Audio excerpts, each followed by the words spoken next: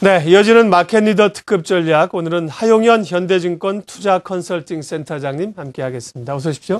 네, 안녕하십니까. 예, 2,000선까지 아주 강하게 올라와서 이제 이틀째 조금 숨고르기 조정 보이고 있죠. 네. 글로벌 유동성 확대, 향후 증시의 추가 상승을 있을 수 있을까요? 전망 어떻게 하세요? 네, 일단 최근에 어떤 정책 기조는 뭐 정책상으로는 그야말로 화끈한 그 퍼레이드였다 이렇게 표현할 수 있겠고요. 유럽과 미국 공이 기대 이상으로 정책 발표가 되었기 때문에 시장 환경은 그 어느 때보다 좀 가벼워졌다 이렇게 생각할 수 있겠습니다. 현재 수급 측면이라든가 정책 강도로 봤을 때 추가 상승 가능성은 상당히 높다고 보여집니다. 말씀하신 것처럼 한 이틀 지금 다소 숨고르기 양상을 보이고 있긴 한데 네.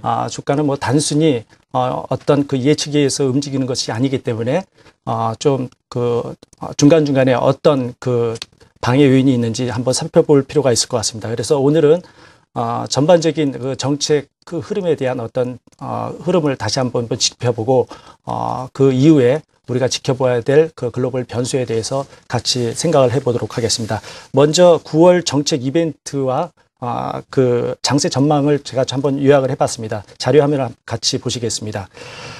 보시는 것처럼 일단 9월 16일 날 유로존에 있어서 22의 그 전면적인 통화 정책이 있었죠. 여기에서 이제 22 우선 변제권이 제외됐고 이것은 결국은 이제 유로 국채 수익률 안정을 목적으로 한 것이기 때문에 이 방향에 대해서 나중에 조금 더 구체적으로 한번 보도록 하겠습니다. 그리고 지난 14일 날 미국에서 FOMC 무제한 양적 완화를 그 선언을 했는데요. 2015년까지 제로 금리를 유지할 생각이고요. 그 다음에 매월 400억 정도의 400억 달러의 MBS를 매입할 것입니다. 여기에서 주목할 부분은 주택 경기고 결국은 고용이 회복돼야 된다는 점인데요. 이번 그 FOMC 그 조치에 있어서는 그 전에는 경기 방어적인 그 측면이 강했다고 하면은 이번 같은 경우는 경기 부양적 성격이 강했다 이렇게 볼 수 있겠습니다. 이것은 2014년 GDP 그 성장률에 대해서 기존의 2.2%에서 2.8%를 겨냥을 했었는데 이거보다 소폭 좀 오른 2.5에서 3%를 겨냥한 것으로 또 알 수 있겠습니다. 이런 그 일련의 그 정책 기조를 한마디로 요약하면은 정책 강도와 타이밍과 신뢰성 세 가지를 같이 한꺼번에 잡은 그런 결과이기 때문에 그 우호적인 환경이 기대된다고 할 수 있겠습니다. 오른쪽 보시면은 유동성 환경이 유동성 장세를 이렇게 우리 겨냥할 수 있겠는데 그것은 이제 글로벌 위험 자산 선호 가능성이 이제 가장 커졌고요. 이것은 이제 신흥 시장으로서의 자금 유입 확대가 기대되고 특히 또 이제 달러 약세 반전 가능성을 내보이고 있습니다. 국내에서는 시장이 아직까지는 좀 저평가된 그런 양상을 보이고 있고 특히 최근에 신용등급 상향 조정 효과가 중장기적으로 좀 이어진다고 생각하면은 네. 말씀드린 것처럼 시장은 상당히 좋아지지 않을까 이런 생각을 해봅니다. 그러면 이제 외국인 자금은 계속 지금 유입이 되고 있는 추세인가요? 올해 봤을 때는 그 미국계, 유럽계가 약간 좀 다르게 진행이 되고 있습니다. 네. 자료화면 보시죠. 올해 2월 달부터 해서 미국계, 유럽계, 조세 회피 이렇게 세 가지로 나눴는데 전반적으로 유럽 자금은 미국 자금은 연초에 좀 일어나다가 그 이후에 최근에 한 5, 6개월 정도 소강 상태 좀 밀리고 있고 최근에 8월 달 즈음 해가지고 유럽 자금이 급격히 올라오고 있습니다. 7월 26일 드라기 총재가 무엇이든지 하겠다 이런 발표 이후에 시장이 반전됐는데 유럽 자금이 그때 본격적으로 일어났고요. 다음 화면 보시면은 미국계 자금과 유럽계 자금의 유출입을 누적적으로 한번 본 겁니다. 보시면은 QE2 경우에 있어서 뭐 그 전에 미국 자금이 완만하게 올라오긴 했지만 그 발표 이후에 미국계 자금은 급격히 더 올라온 경향이 있었고요. 유럽은 뭐 그렇진 않았습니다. 이번 QE3가 진행이 됐기 때문에 미국계 자금이 이번에는 유럽보다는 조금 더 활발하게 유입되지 않을까 이런 생각을 하고 있습니다. 특히 QE3 발표 이후에 외국인들은 지난 주말 1조 2,700억 사고 어제 같은 경우에도 5천억 이상 매수했기 때문에 이 자금의 어떤 그 성격을 우리가 한번 좀 가늠해 볼 필요가 있을 것 같습니다. 자, 이제 뭐 나올 만한 정책은 어느 정도 다 나왔다고 봐도 되는데요. 이제 정책 이벤트 이후에 단기적으로 주목해야 될 사항은 어떤 겁니까? 일단 그 환경은 좋아졌긴 하지만 네. 그래도 주요 몇 가지 변수는 좀 체크를 해봐야 될 것 같습니다. 유로존은 이제 국채 금리 아까 말씀드린 대로 특히 스페인에 대한 국채 금리가 좀 주요할 것 같고요. 미국의 고용 안정과 달러와 동향 그리고 특히 이제 유가 원자재 가격 이런 부분들이 인플레이션을 유발할 수 있는 그 요인들이 있기 때문에 이 부분에 대해서 생각을 해볼 필요가 있을 것 같습니다. 먼저 그 스페인의 수익률 자료 화면인데요. 제가 지난번에 그 방송 나왔을 때도 한번 보여드린 적이 있습니다. 22의 S&P 매입 금액과 스페인의 누적 국채 수익률 흐름인데요. 매입이 진행되고 난 이후에 수익률은 좀 빠지고 있는 그런 양상입니다. 최근도 좀 가파르게 지금 하향 안정화되는 양상을 나타내고 있습니다. 유럽 위기국들이 높아진 국채 수익률을 낮춰야 하는 이유는 말씀드린 것처럼 이들이 실물 경기를 끌어내리기 때문인데요.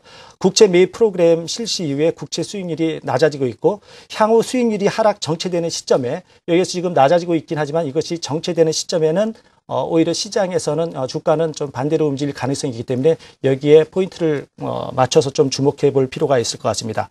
다음은 미국 모기지와 국채 금리에 대한 그 흐름을 한번 가져와 봤습니다. QE1과 QE2 흐름에 있어서 지금 모기지 30년물은 완만하게 지금 좀 내려가는 모습을 보이고 있고요. 10년 국채 수익률 마찬가지로 좀 안정되게 지금 움직이고 있습니다.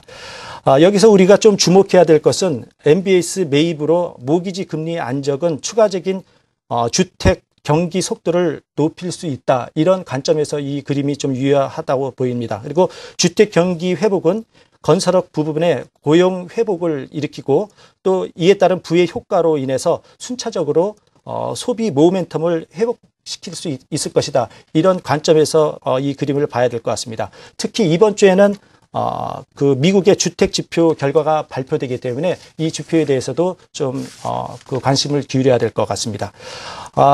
그림 한 가지 더 갖고 왔는데요. 달러화 유가입니다. 마찬가지로 이 그림은 인플레이션과 관계가 있기 때문에 좀 다른 것보다 좀 유념해 볼 필요가 있을 것 같은데요. 달러화 반전 추세가 되고 있습니다. 유로존에 있어서의 위기 완화하고 이 QE3가 전개되면서 달러화 약세 국면이 돌아서긴 했는데요. 달러 약세로 주식시장은 물론 원자재 가격이 상당히 급등하는 그런 양상을 보이고 있습니다. 유가가 지금 여기서 그림이 좀 흐리게 보이고 있는데요.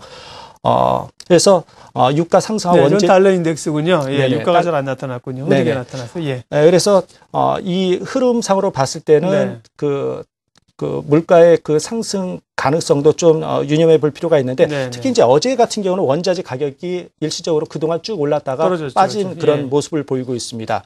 특히 또 인플레이션 기대 심리의 그 핵심 지표인 브레이크 이븐 레이트라고 있는데요. 2006년 이후에 어제 최고치를 보였습니다. 2.74포인트를 퍼센트를 기록했는데 역대는 2005년도에 3월 달에 2.78%였기 때문에 일단 이 부분에 있어서 지금 환경은 전체적으로 좋긴 하지만 부분적으로 어떤 좀 이런 그 물가 부분에 있어서는 조심할 필요가 있을 것 같습니다. 네, 그 차트에 앞서 달러 완화하고 유가가 잘 흐릿하게 안 나왔습니다. 저희가 준비를 잘 못했습니다. 죄송하고요.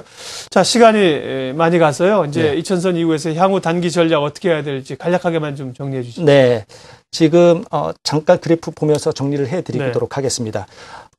전체 매물대로 봤을 때 2000선까지는 지난 금융위기 이후에 선에서 가장 많이 물려있기 때문에 그 선까지는 거의 왔고요. 그 이전으로 소급해보면 2050선까지 매물대가 많기 때문에 이 선까지는 어느 정도 속도가 조금 좀 빠르지 않을 가능성이 있긴 하지만 아까 말씀드린 대로 전체적인 시황의 흐름은 유동성 장세로 진행될 가능성이 높아 보입니다. 이럴 경우에 QE1과 QE2 이 장세 때 좀 강세를 보였던 그 섹터가 증권이라든가 건설, 조선, 은행 등이었습니다. 이번에도 크게 벗어나진 않을 듯한 예상인데요. 그래서 이 업종과 관련된 섹터를 좀 유심히 볼 필요가 있을 것 같습니다. 네. 알겠습니다. 마켓리더 특급 전략 현대증권 하용현 투자 컨설팅 센터장님 함께했습니다. 고맙습니다.